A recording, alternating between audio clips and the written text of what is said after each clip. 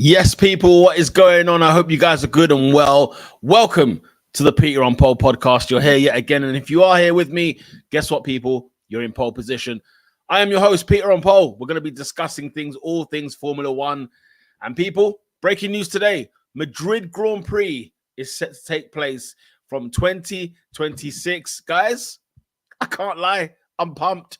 I'm happy to see Madrid have a circuit. I'm happy to see a European circuit be added to the calendar. Do you know why? Because I was getting a bit skeptical. I was getting a bit worried about the amount of American circuits that we're having and a lot of the Middle Eastern circuits that we were having. We were heading in one direction in Formula One, but it seems like we're pulling it back, and Formula One have added Madrid. Now, important to note, it's a hybrid circuit. What does that mean? Well, it's a mixture of both street as well as like a normal track circuit. So a lot of this is going to be kind of manufactured over the next coming years in terms of ahead of the Formula One season. So a circuit that's obviously not ready right now, but it's going to be a hybrid of mixture of both, street circuit as well as a track circuit. Now, first thoughts. I just want to say first thoughts. I was happy. I was pumped to see Europe get another circuit. I like my European Grand Prix. I like my Asian Grand Prix too, like the Southeast Asian Grand Prix. I like them too. But when I originally first heard the news, I was like, yeah, I'm in for this. I like this. This is what we like to see in Formula One. There's a lot of questions, however, okay? Because first of all, look, it's a 10-year deal. Let's dissect this, okay? And if you're watching the video, make sure you smash a like and leave your comments in the comment section. Let me know what you guys think about this Grand Prix being added, this circuit being added. Now, you can see in my background, for those of you that are listening, in my background is the circuit, kind of a makeshift circuit that they kind of drawn up together. It doesn't look like a quite finished article by any stretch of the imagination, because it certainly isn't. But in terms of just like the circuit itself, 10-year contract, people. Yeah, this is a 10-year contract. Now, straight off the bat, I have to ask some serious questions. Why would we just be giving away 10-year contracts to a circuit that we've never been to before? Why are Formula One doing this? Why are we going to places? Try and test it. Maybe do a year, maybe do 2 years, something, okay? Why are we going straight into the gate with a 10-year contract when we don't even know if we like the circuit or not? Because what happens after the first 2 years, you think, hang on a minute, this race stinks. This race absolutely stinks. And we've got another 8 years to go with this, right? But obviously, Formula One have got their mind, they've got their motive in a direction, they're heading in a certain way.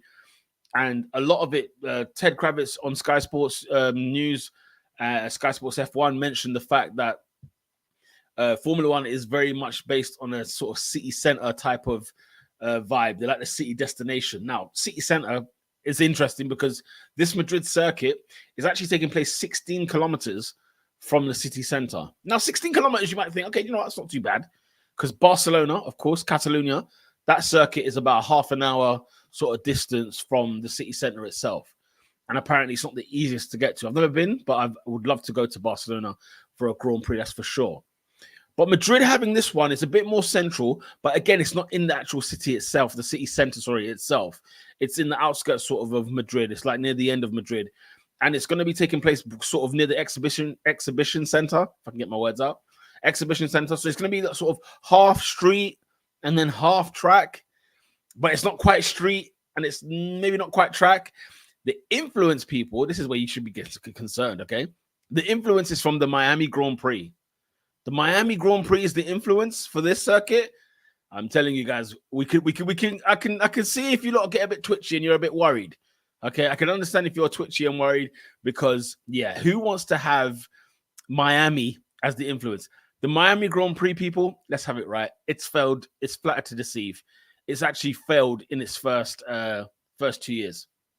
So we have to wait and see if it will live up to its hype.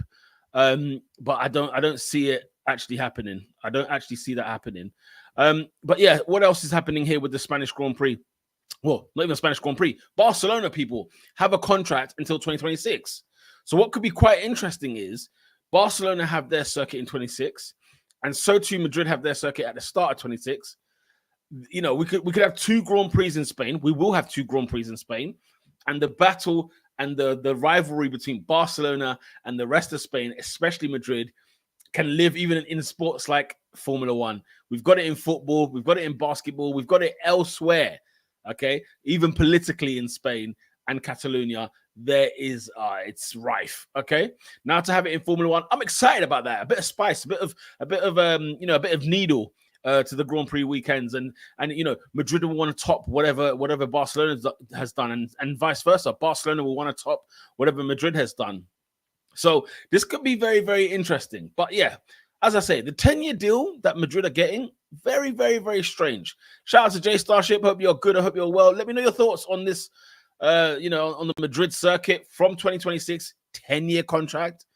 The contract ends in 2035. What's happening there? Why are we doing this? Why have we got such a long contract when we don't even know what the track is like? We don't know what it looks like. Even in my background here, it's makeshift. It's kind of done. It's almost done on paint. We don't quite know exactly what what the circuit's actually going to look like. Okay, and you don't see many straights. You don't see many kind of overtaking opportunities. And this has been a street circuit problem. Okay, in general, street circuits have become a little bit boring. And I'd argue, Miami being the influence for this circuit, would we argue that Miami Grand Prix is the worst street circuit, if not the worst circuit on the grid? I mean, it sounds crazy, it sounds harsh, but I must admit, I don't know. Jay goes on to say, look, 10 years like Las Vegas before the race even started. He's another street circuit, given a 10-year contract, before we even landed. What's happening? Before the track was even laid. We got to Vegas, and what happened? We were having friggin' potholes, manhole covers and whatnot. Yeah. So it's a weird one. Why are we having 10-year contracts at a circuit like this? Jay goes on to say, and I'm sure many of you people listening, watching, saying money, money. But out the middleman, put the money in. Yeah. Exactly. But out the middleman, put the money in. Absolutely. It's a strange one. I don't exactly know why they would go ahead and do this. It's weird. Like, I get it, but surely Formula One, if it wants to make money, you want to serve the customer, serve the fan, and give the fans what they want. So this exhibition center in Madrid is going to be like sort of like the XL Center in England, in London. Like the Formula E circuit is. So like the exhibition is like a whatever, an exhibition center speaks for itself, right? There'll be all sorts of events that will take place in and around that building, and so that's where the circuit will be based. And then so on my on this side here of the track, on the sort of the left hand side of the track, will be where the sort of the exhibition center is. It's more of the street part. And then if you look at the top right there, you're looking at the more so the kind of the man-made track part. So sort of purposely built track for racing, as Miami did. It's a bit street, and it's also a bit of a track, a typical Formula One track. I have to admit, people, I don't like street circuits. I have to say, I like Monaco. Yeah, I like Monaco for the prestige, for the history. I need it there in my life. Monaco has to stay, has to remain in Formula One. Call me old school, call me old fashioned. I don't care. The Monaco Grand Prix must stay. The only other thing is, I like Baku. It's not bad. It's okay. It's got fast straights. It's got moments of overtaking. I can live with Baku. Singapore, not the biggest fan, people. I must admit, I'm not the biggest fan. Right? Miami, I'm a fan in the sense that it's in America. I love America. It's a great country. Okay, but the racing, the quality of racing, is flattered to deceive. Okay. The Las Vegas Grand Prix, okay, entertaining Grand Prix in its first year, but was it really down to this track? Was it really down to the circuit? It was really down to the unknown. There was a lot of unknowns in that circuit. Temperatures were a bit weird. It was at midnight. It was all crazy. It was weird. And who knows? The next couple of years when we go to Las Vegas, it might just be like another dull, boring street circuit race. So I'm not a street guy. I'm not gonna lie. I'm not a street circuit kind of guy. So let me know your thoughts in the comment section. Are you a street circuit kind of person?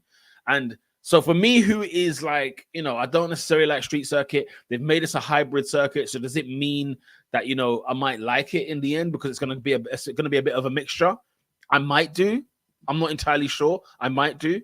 But yeah, as Jay goes on to say, money, cut out the middleman and Liberty's pockets all the money. Yeah, Liberty will pocket all the money. Absolutely. I mean, look, if you're a business, I'm not asking the business. I'm just sort of asking. I'm asking the business, but I'm not asking the business. If you know what I mean. I'm speaking from a fan standpoint, from the voice of the fans. The fans are the ones who are going to be watching. The fans are the ones that are going to be putting their money in their pockets to go and watch these races. And I get it. Like, if you're in the city sort of center, if you're in a street circuit and you hear a Formula One car flying past at 200, 300 kilometers an hour, you're going to pay attention, even if you don't care about Formula One, especially if you're from Madrid or from wherever, where the street circuit is taking place. You're going to stop. There's going to be eyeballs. Okay. And all of that makes sense. And I totally understand it. But aside from that, like, that makes sense. But aside from that, I'm sorry. I'm not a fan of street circuits, full stop. I'm just not a fan of it. And I wish that they would stop with the street circuits. Okay. Now, Barcelona is an interesting one now, because in Spain, we've had Valencia. We've had the Valencia, not Grand Prix, but what was it? We had the European Grand Prix, and then we had like another Spanish Grand Prix, didn't we? Valencia, to me, was pretty decent. It was decent. And it was a shame. I know it wasn't a typical racetrack as well. It felt a bit like, this is weird. But Barcelona, like, what does it actually mean for Barcelona?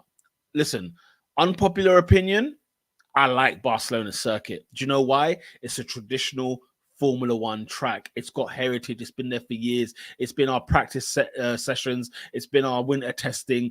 It's been on the calendar for years to come. Okay.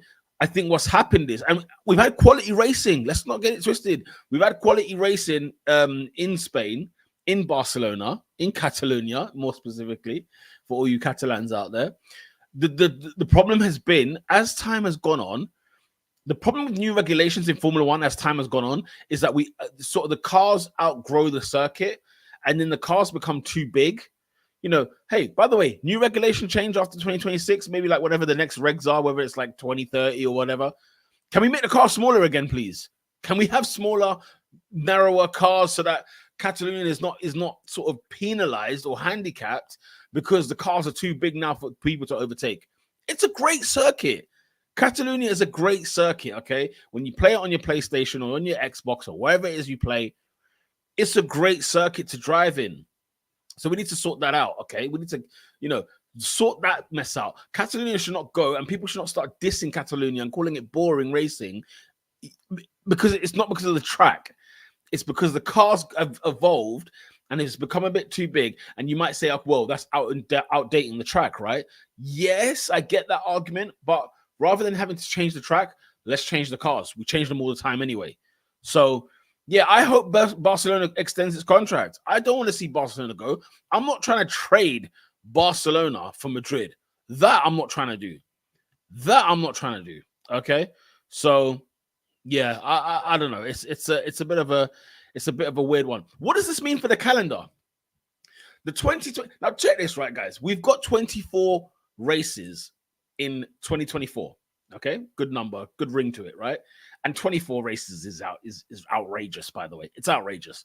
But we've got 24 races this year so far in 2024. 2026, now this looks like an addition. I'm not too sure of what circuits won't make it in 2026, but this is a weird one for me. This is a bit of a weird one where I'm actually thinking, okay, are we going to end up having 25 races, 26 races? Is Formula One going to go crazy and we end up having like 30 races a year? Because that'll be ridiculous. Chronicson, what's going on? I hope you're good. I'm gonna head out. Have a good stream. Big up yourself. Thank you for joining anyway. Shout out to everybody that's watching right now. Make sure you smash a like on this video right now so we can help the video get pushed out somewhere. Let people who want to see Formula One content. Okay, I'm not just saying, oh, get me out there. No. People want to watch Formula One content. Well, guess what? I'm live right now. Let's get people watching Formula One content. Okay, we're talking all things Formula One. Big up to everybody that's watching right now. And subscribe to the channel if you like Formula One content like this. Yeah, I'll hope to be doing more of this sort of stuff, videos, live streams, shorts, the whole lot. Okay, we'll try to do that this season anyway. But where was my point? Yeah, I'm not trying to trade. I'm not trying to trade Barcelona for Madrid. I'm sorry. I'm not trying to trade it, okay? And we need to keep Barcelona in this situation. I'm happy that Europe is getting another circuit, but the 2026 calendar could look ridiculous. Okay, I need to double check what is not going to make it in terms of the 2026 season. I assume it's going to replace a circuit, but Formula One these days, right, people? Formula One will do anything it takes to add more tracks, more races to a Formula One calendar. Shout out to McLaren fan Serbia. Big up yourself. I hope you guys are good. You guys know McLaren fan business in the building. Okay, this is McLaren royalty right over here. Says the main question is why F1 doesn't try to bring back the old tracks. Fantastic question. Okay, such as Istanbul, South Africa, Sepang, Hockenheim. I mean, you're naming circuits, Serbia.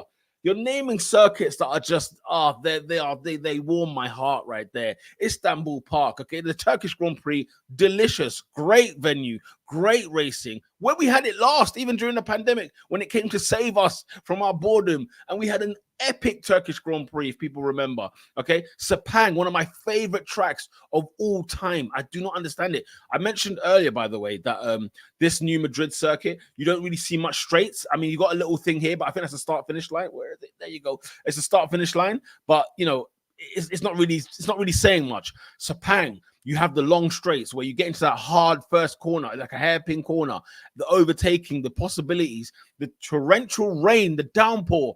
I mean, the entertainment, Formula One, man, please get this in your heads. And this is the thing with sports in general, okay? When sports are far too business heavy, far too marketing heavy, far too whatever, they take the sport out of the sport, if that makes sense, right? But the reason we all love watching Formula One, or we love the sports we love watching, is because of the sport, not because of the entertainment. The entertainment is provided by the sport in its purest form. So these circuits here that McLaren fan Serbia is talking about, South Africa, Sepang, Hockenheim. I mean, Germany not having a Grand Prix is a disgrace. It's disgracia, okay, for my Spanish people. It's a disgrace. We cannot have Formula One circuits, Formula One calendars. The business of Formula One is growing, getting better and better. But guess what?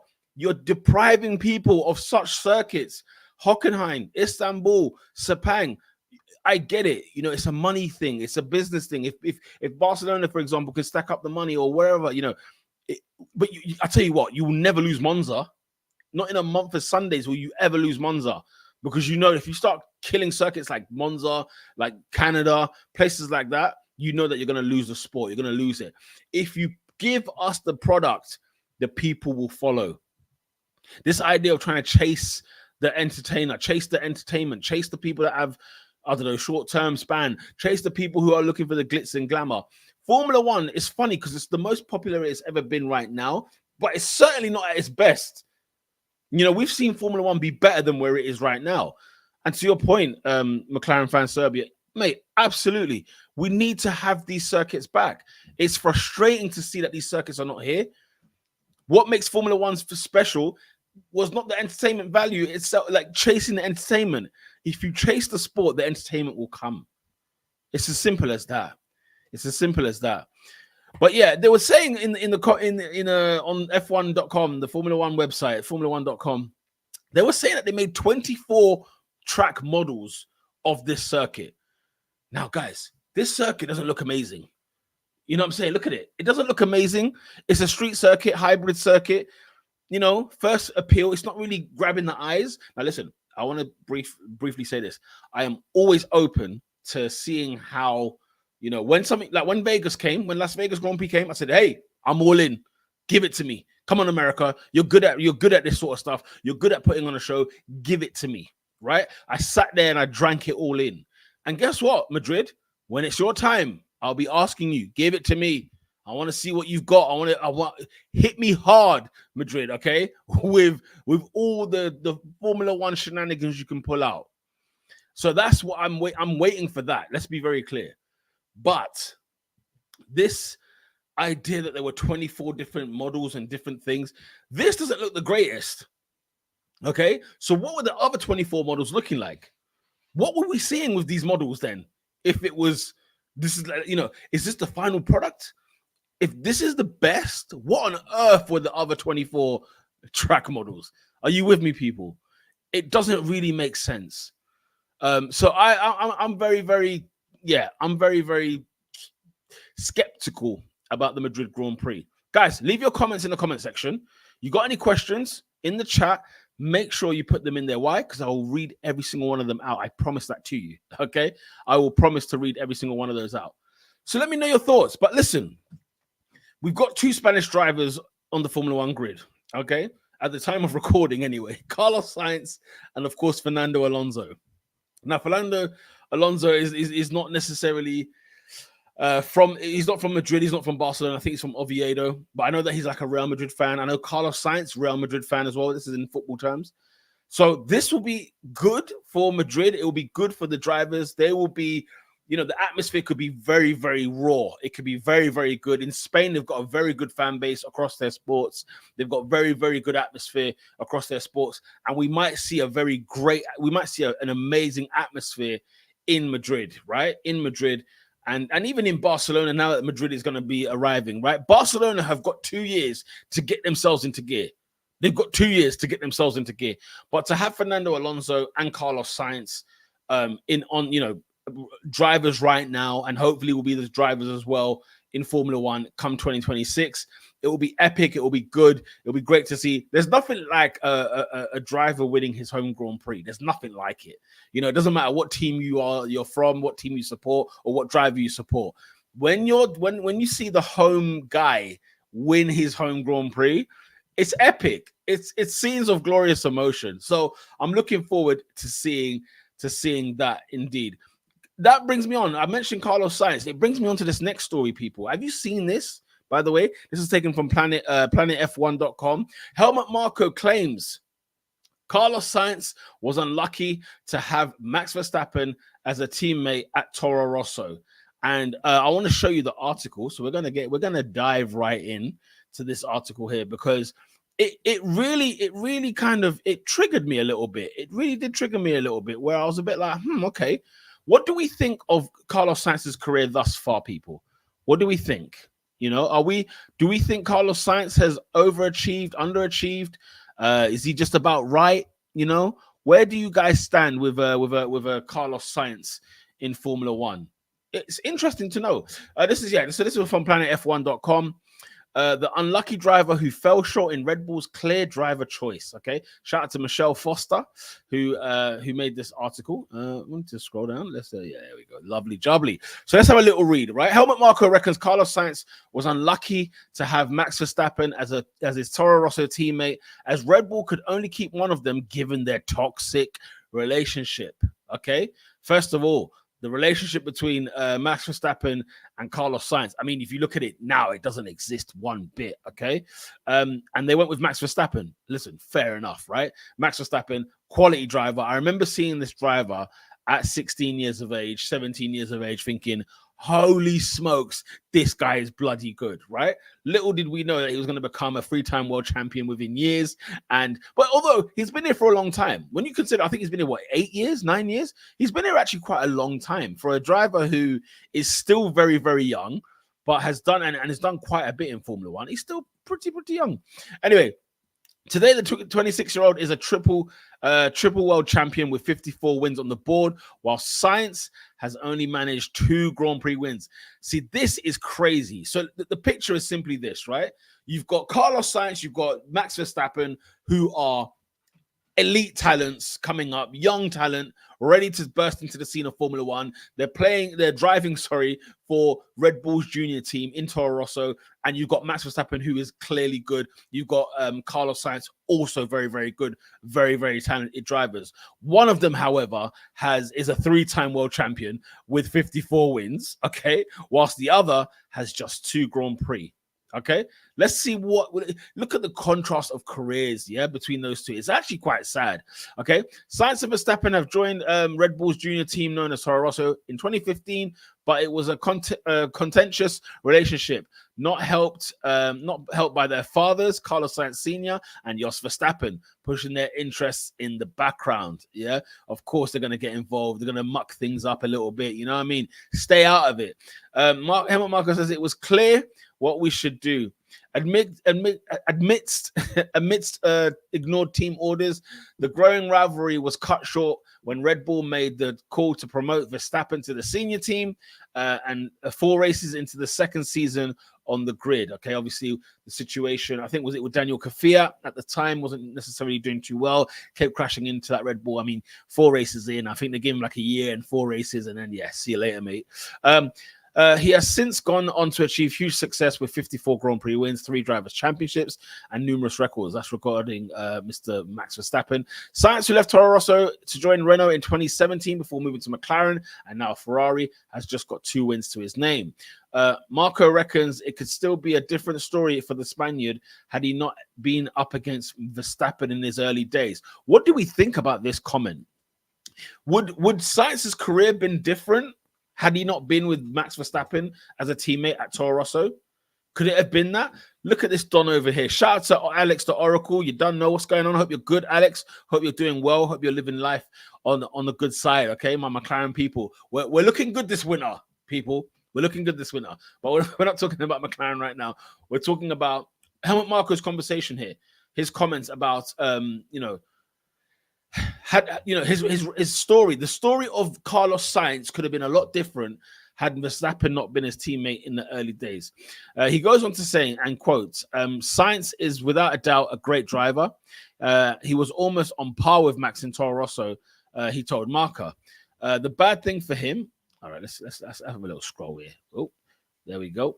The bad thing for him was that he was unlucky to have Max Verstappen as a teammate. Whilst Verstappen scored 49 points during their year together at Toro Rosso, Sainz bagged 18 with the rivalry spilling over in the Australian and Singapore races. The atmosphere between the two at Toro Rosso was quite toxic, said Marko, right? Now, is this a bit of exaggeration?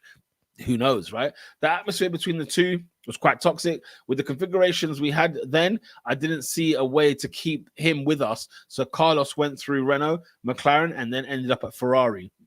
Sainz was almost the same level as Max. Almost, he added.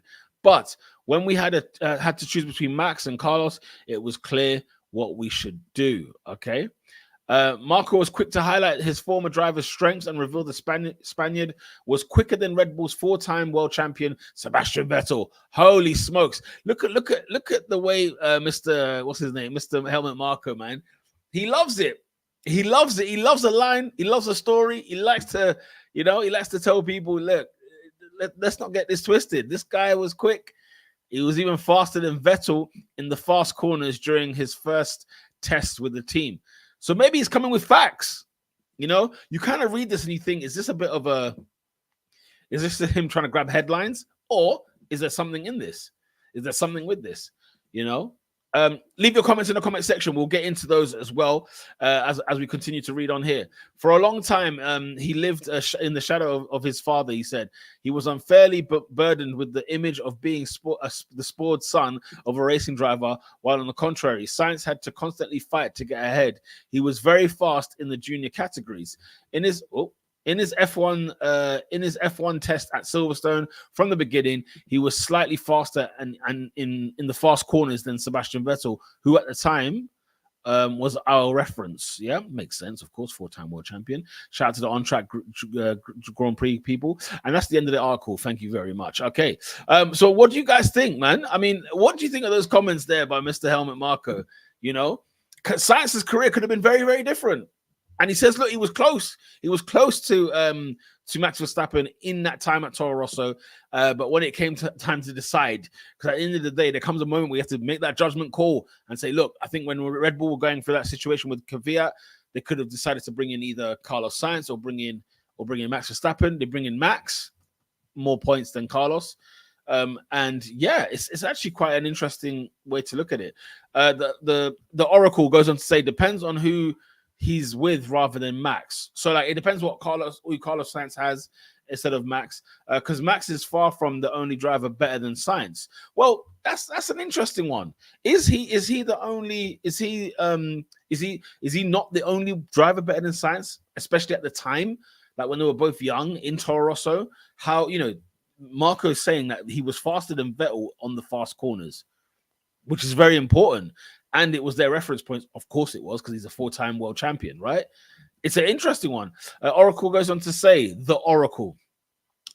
He got the Red Bull call up through his career, looks unrecognizable to now, I think. I think. He got the Red Bull call up through his career. Yeah. So like the science of probably what they saw in the talent and saw what they saw when he was a youth compared to the science that we've seen today, they might seem like two very much different science, Carlos Sainz's, right?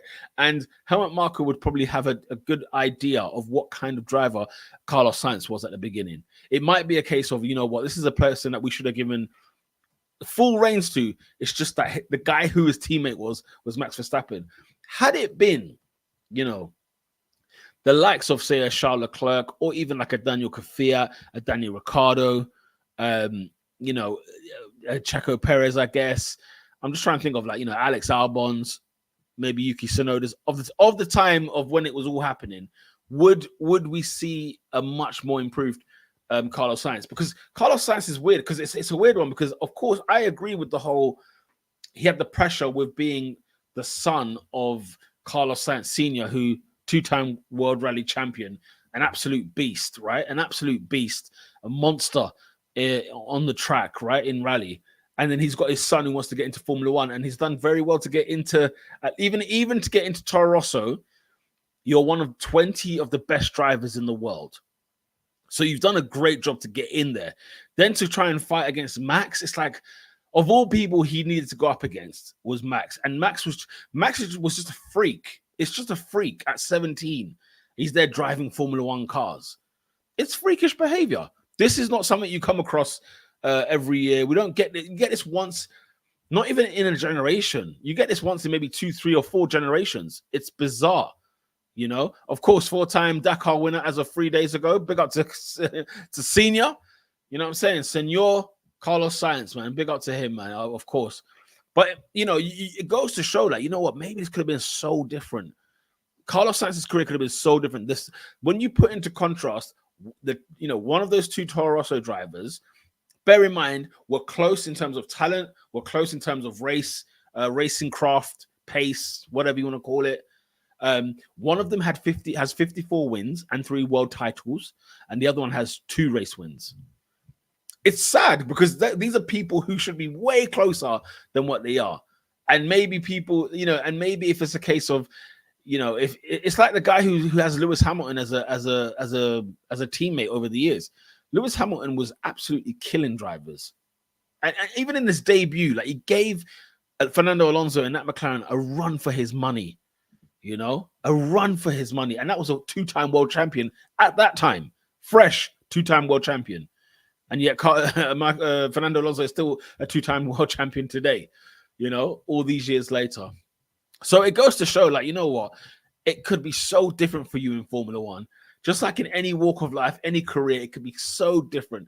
And I have to agree with Helmut Marko here. Carlos Sainz is incredibly unlucky to be the teammate of Max Verstappen, because I think Max Verstappen would have had, Carlos Sainz would have had a much more incredible career in Formula One at this moment in time.